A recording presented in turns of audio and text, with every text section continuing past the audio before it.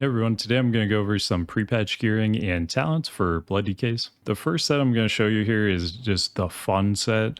I've been playing with sort of a similar set on PTR. I don't quite have all these pieces though, so I can't fully make it, but if I could, this is what I'm looking at. So for any set you do, you're probably just going to want to reforge mastery on everything you can.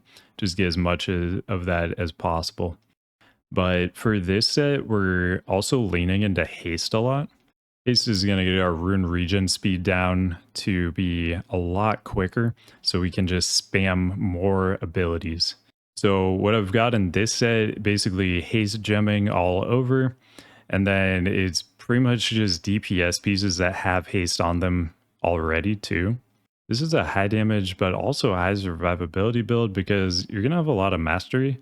So you're going to be getting big shields, but you also have a lot of haste, so you're getting to use way more death strikes. This to me just looks super fun, and I've been playing a much weaker version of this set on the pre-patch PTR, and it is really, really good. Yeah, I've been having blast with it.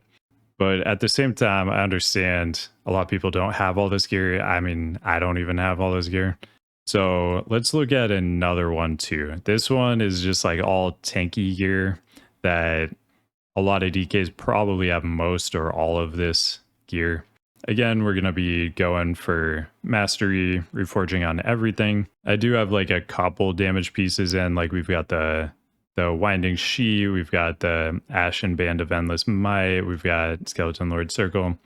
Threw in a DBW, but I mean, you've got options here. You could do Jug's Vitality, you could do Herkimal Ward Token, Sharpened Twilight Scale, whatever you want to do.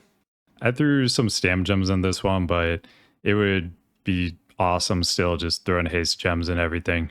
With this one, we're going two piece, so we have 2 pieces of the DPS set to get the increased heart strike damage, but we also have 2 pieces of the tank set to get the increased death and decay damage. But yeah, either of those gear sets should be great. I'm, like I said, a pretty big fan of the haste gemming, so I'm leaning more towards that, but you can do the stam gemming too if you want. You're getting a lot of attack power from that now, and you're going to get 30% more HP too, so stam is pretty high value. Let's take a quick look at the talents and glyphs. So we're getting Blade Barrier 3 out of 3. We're getting Bladed Armor 3 out of 3. The third point in this isn't as valuable at 85, but right now this is going to be a higher percent of our total attack power than it is at 85. So I think the value is pretty high on this right now. Going Improve Blood Tap. This gives you a free death rune every 30 seconds. 1 incentive blood. I saw some math on the old EJ forums that any points past 1 out of 3, just the value plummets. Maybe there's going to be some new math on that. If there is, and it ends up that more than 1 point is better, we go that. But the math I'm currently aware of is that 1 out of 3 is the optimal way to do that. We're going 2 Scarlet Fever. It's just amazing to be able to apply your own physical damage debuff. We're going 2 Blood Cake Blade. This is just flex points. You can kind of put where you want. 1 in Bone Shield. This is one of our great defensive cooldowns we have now. As Blood, we're going to get 3 in Toughness, just more armor. Always solid. Abomination's Might, we're going to skip for rating because it's really unlikely that you need to bring this buff. Basically, anytime you have a druid and a pally or 2 pallies in your raid, this is not needed. There's some other classes too, but those are kind of the primary ones, and you're basically just always going to have at least one of each of those. So basically, Mark of the Wild and Kings are now the same buff, and Blessing of Might is now the same buff as Abomination's Might. So if you have a druid, they're going to cover the King's buff with Mark of the Wild, and then the pally just uses Blessing of Might. That's the only thing they can use. Pallies only have 2 blessings now, Blessing of Kings and Blessing of Might. So in a raid setting, this is basically always going to be a 1% strength per point talent, which is pretty weak compared to other things you can pick. But anytime this buff won't be available from somebody else, you definitely want to pick it up. Next, we've got Sanguine Fortitude. We're getting 2 out of 2. This is going to increase the damage reduction on your Icebound Fortitude and make it cost no runic power. So just makes a 50% damage reduction. Really, really good. Blood Parasite, we're going 2 out of 2. Bloodworms are really, really good now. This does have a short cooldown, but we want to make sure we're getting procs as quickly after that cooldown's over as possible. Improved blood presence, this is just a must have, gives you 20% increase of rune regen rate and reduces chance to be crit by 6%. Defense is no longer a stat, so this is how we get crit immunity now. And 20% rune regen is just very, very good as well. Down here, we're going 3 Will of the Necropolis. It now works a little bit differently. So attacks that bring you below 30% are going to reset the cooldown on your rune tap and make it free to cast. In addition to that, you're going to get a 25% damage reduction too. Rune tap is a 10% heal off the GCD. Costs 1 blood rune normally, but when we have this Will of the Necropolis proc, it will be free. Vampiric Blood is obviously just an incredible cooldown. We're going to grab that. Improved Death Strike is crazy. Increases Death Strike damage by 120%, increases crit chance by 30%, and amount healed by 45%.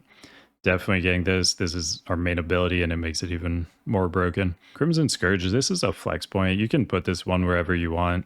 I like picking 1 point up in this at least, just because you get a little more blood boil damage, helps with snap threat on like really big pulls, and the proc is kind of nice just for filling GCDs and getting a little bit more runic power. Dancing Rune Weapon is amazing. It's going to mirror your attacks and give you 20% more parry while active now. And then the final points, I'm putting in Epidemic, so we don't have Outbreak yet. Normally I go 2 out of 3 Epidemic once I have Outbreak. But since we don't have Outbreak yet, I'm putting 3 points in just so we don't have to refresh diseases as much, since it will have to be Icy Touch and Plague Strike doing that. And now we can look at some glyphs. So Glyph of Death Strike is really good. Basically, the more runic power you have, the more damage it'll do. So we're going to play at pretty high runic power to benefit from this. And then Glyph of Heart Strike, huge damage increase, 30%, one of our main abilities. This last one, it'll kind of depend on what you're doing. So Glyph of Death and Decay, if you're doing a lot of like AoE stuff like running Heroics, this can be really good. It's going to increase the duration of Death and Decay by 50%, increasing it by 5 seconds. So that's like the AoE option. And then Glyph of Rune Strike, this is going to be your single target option, 10% more crit for Rune Strike. Those are the only two you're really going to be mixing around. Then for major glyphs, kind of the most important one is Glyph of Vampiric Blood. So this will replace the increased health part with additional increased healing received. This brings it up to 40% increased healing received, which is crazy. So Glyph of Vamp Blood is kind of the main one, but Glyph of Bone Shield is great too. You're going to get 15% more move speed when Bone Shield's active, which is pretty frequently. So just gives you some move speed a lot of the time. Always good. For the last one, you've got some options. I really like Glyph of Blood Boil a lot of the time, just because it helps pick up really big packs. Some other potential options, you can get increased death grip range. This can sometimes be useful. You can get Glyph of Rune Tap, gives your Rune Tap a small heal to your whole party. Glyph of Pestilence increases the radius of pestilence, so you can spread your diseases easier. So those are all kind of the main ones. For the minors, Glyph of Blood Tap, definitely get that. Your Blood Tap just won't damage you anymore. And then the rest are kind of up to you. I really like Glyph of Path of Frost because it reduces fall damage taken, so you can just jump off higher things without taking damage. Pretty great. Glyph of Resilient Grip is decent. If you use your Death Grip on something that's immune, it just refreshes the cooldown. So if you make a mistake, you get a freebie. You can also get Glyph of Horn of Winter, but you're probably going to be casting this enough that the extra minute doesn't really matter too much anyway. Those are kind of the main options there. So hopefully that helps you out with gearing and picking your talents and glyphs for pre-patch. Thank you for watching, and I'll see you in the next one.